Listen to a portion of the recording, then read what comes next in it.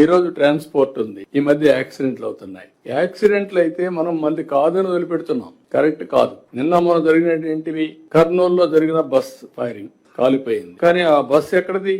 ఆంధ్ర మనిషి, ఒరిస్సాలో registration, operation Hyderabad to Bengaluru. Incident జరిగింది కర్నూలు, లొకేషన్ ఆంధ్ర. ఇప్పుడు గవర్నమెంట్ ఆఫ్ ఇండియాలో ఒక పాలసీ ఏంటంటే ఆల్ ఇండియా పర్మిట్స్ వాళ్ళు ఇస్తారు. ఆల్ ఇండియా పర్మిట్స్ ఇచ్చినప్పుడు కొన్ని స్టేట్స్ లో చాలా కాస్ట్ ఎఫెక్టివ్ గా రిజిస్ట్రేషన్ చేస్తున్నారు. వాళ్ళు ఎప్పుడైతే చాలా ఫీజు తక్కువ ఉందో అందరూ అక్కడ మీరు రిజిస్ట్రేషన్ చేసుకుని దేశం అంతా ఆపరేట్ చేస్తున్నారు. ఆ రాష్ట్రం రెగ్యులేట్ చేయడం లేదు. Is it not our response to bring to the government of India notice? నేను తెలంగాణలో చూసాం, ఒక బస్సు టిప్పర్ వచ్చి కొల్లుడై భయంకరంగా చనిపోయే పరిస్థితి. నిన్న కూడా మన రాష్ట్రంలో కూడా 3 ఇన్సిడెంట్ జరిగాయి. మొన్న చూసాం మనం శ్రీకాకుళంలో ఒక టెంపుల్ కొత్తగా టెంపుల్ కట్టారు.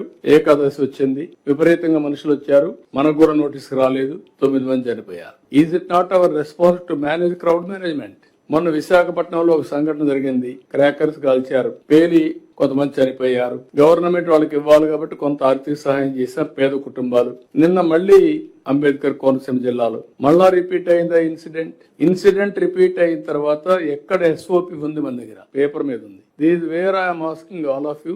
మనకు ఆ శక్తి ఉంది, కెపాసిటీ ఉంది. ఇప్పుడు టెక్నాలజీని తీసుకొస్తున్నాం. ఒకవేళ మనం మర్చిపోయినా టెక్నాలజీ మనకు హెల్ప్ చేసే పరిస్థితిలో ఉండాలి.